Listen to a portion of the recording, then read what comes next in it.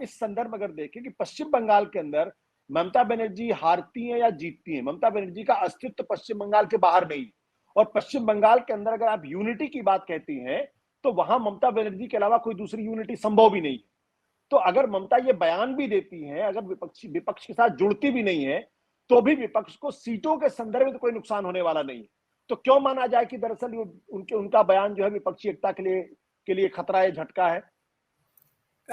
जी आशुतोष जी, बिल्कुल उनका बयान बंगाल के बाहर विपक्षी एकता को बहुत ज्यादा कोई इन्फ्लुएंस करेगा ये मुझे नहीं लगता है। जैसा कि विजय विद्रोही जी ने अभी थोड़ी देर पहले कहा कि ममता जी एक बंगाल के बाहर अपनी पार्टी का जो विस्तार करना चाहती थी, उसके लिए उनके पास ये अंतिम मौका था। अब जब उनको ये दिख रहा है कि बंगाल के बाहर अब गुंजाइश नहीं बची है, तो जो बंगाल में अपना स्पेस है उसको प्रोटेक्ट करना, सेफगार्ड करना उनकी पहली प्रायोरिटी होगी। और वो उसमें नहीं चाहेंगी कि कोई दूसरी किसी पार्टी को वो जगह अपनी तरफ से सरेंडर करे, कोई सीटें सरेंडर करें, सीट करें।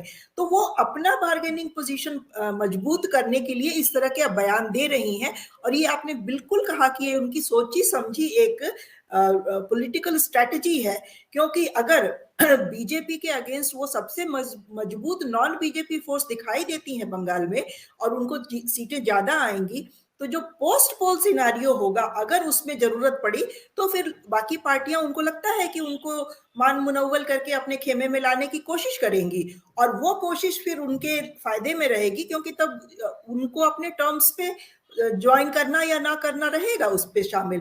तो वो अब पोस्ट पोल सिनेरियो की तरफ ध्यान रख के इस तरह के बयान दे रही हैं।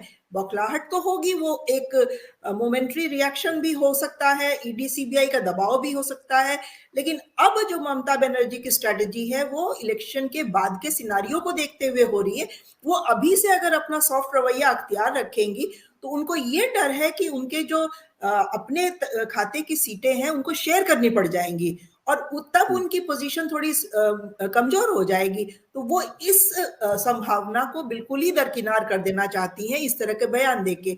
दूसरा, जैसा कि अभी प्रभाकर जी ने भी कहा कि ममता जी बहुत पुरानी पॉलिटिकल खिलाड़ी हैं और उनका काफी टेम्परामेंटल हमने देखा है स्टैंस रहा है। कई बार उनके बड़े डिसीजन आ जाते हैं, कल वो कुछ और बोल देती हैं। अटल जी की सरकार में आप लोगों को याद होगा, वो जब मंत्री थी और 1 रुपया तेल का दाम बढ़ गया था तो उन्होंने कैसे झटके से इस्तीफा दे दिया था और उसमें उनको सारी अटल जी की कैबिनेट बनाने में लग गई थी।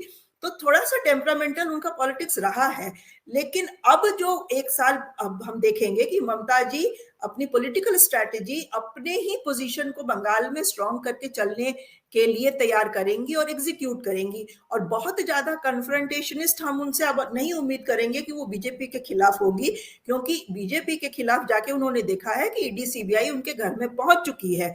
तो उस चीज को भी उनको मुझे लगता है कि ध्यान रख के वो आगे चलेंगी। बट विजय जी, अगर आप ममता बनर्जी को किनारे रख दें तो आज की तारीख में विपक्षी एकता की स्थिति को आप कैसे देखते हैं?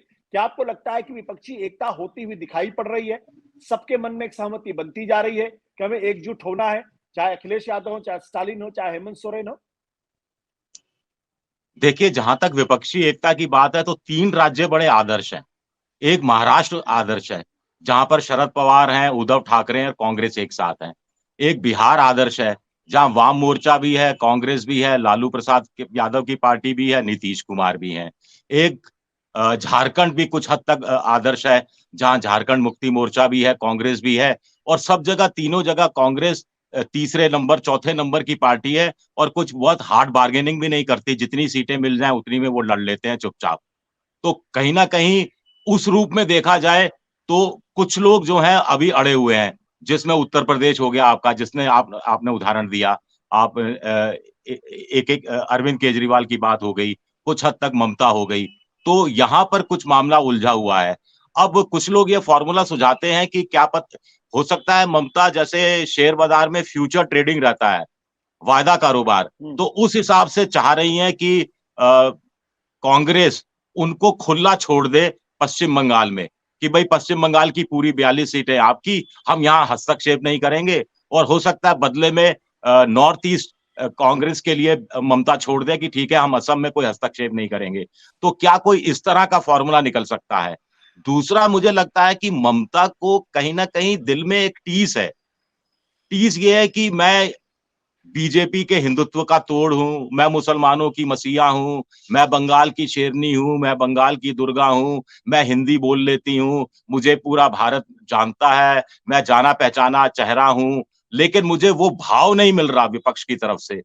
तो क्या ये अपनी तरफ ध्यान नए सिरे से आकर्षित कराने की कोशिश है और मेघालय विजय में जी, जो हुआ उसको हाशिया पर डालने की कोशिश है? विजय जी, मैं ममता के बारे में बात नहीं कर रहा। मैं ये कह रहा हूं कि जो पिछले दिनों एक बात ये कही जा रही थी कि विपक्ष तो एकजुट हो ही नहीं रहा है, विपक्ष तो आपस में लड़ रहे हैं। अब क्या आपको ममता बनर्जी के बगैर, अगर ममता बनर्जी के किस्से को एक किनारे रख दे और तब अगर अगर हम आपसे पूछें कि विपक्षी एकता की दिशा में कुछ प्रगति होती आपको दिखाई पड़ रही है या नहीं दिखाई पड़ी, मेरा सवाल आपसे ये। नहीं, यही तो मैं आपको जवाब दिया कि महाराष्ट्र में दिखाई दे रही है, झारखंड में है और बिहार में है, इवन जम्मू कश्मीर में सीटें कम है, वहां कुछ हद तक है। गुपकार भी बना जिसके साथ कांग्रेस के भी खट्टे मीठे, मोटे तौर पर थोड़े मीठे ही संबंध है। तो ये कुछ जगह है उनका जो बड़ी पॉलिटिकल पार्टीज के साथ। अब अब राज्यवार, अब कहानी यह है कि राष्ट्रीय स्तर पर गठबंधन या राज्यवार गठबंधन। राज्यवार अलग अलग राज्यों में अलग अलग क्षेत्रीय पार्टियों के साथ अलग अलग तरीके का समीकरण, जैसा बंगाल में हमने देखा और त्रिपुरा में हमने देखा कि वाम मोर्चा और कांग्रेस मिलकर चुनाव लड़ रहे हैं और केरल में एक दूसरे के खिलाफ चुनाव लड़ रहे हैं। तो इस तरह की कोई स्ट्रेटेजी भी होगी, ये भी देखने वाली बात है।